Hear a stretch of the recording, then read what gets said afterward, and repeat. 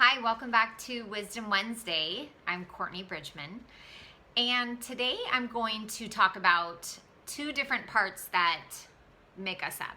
So we have our suffering self and we have our spiritual self.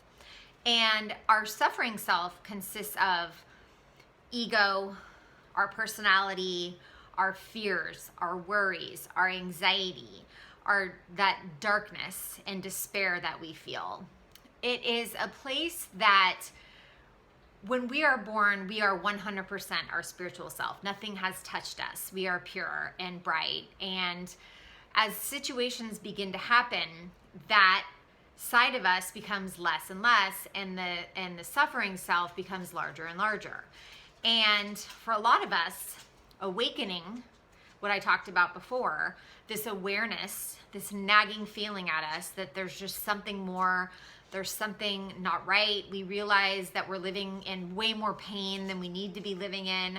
We're far more fearful than we are able to trust. And so it's when we are brought to our knees in different situations that happen to each of us, we're literally brought to our knees and humbled to this pain, right?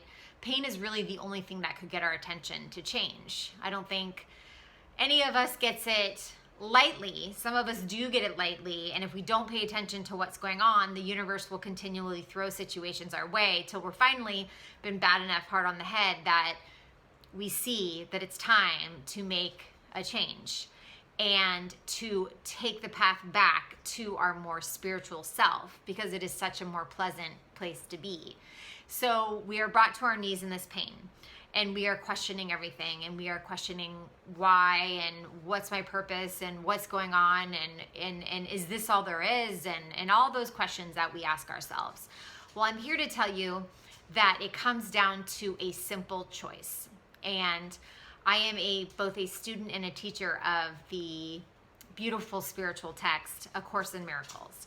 And A Course in Miracles calls a miracle a change in perception. So we are on our knees, we are in pain, we ask for any sort of miracle, and what we are given is a change in the way we look at our pain.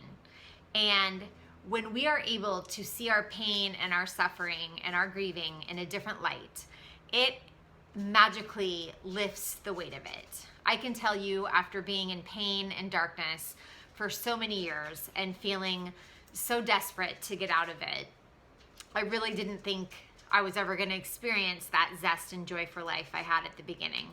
But I do, and you can.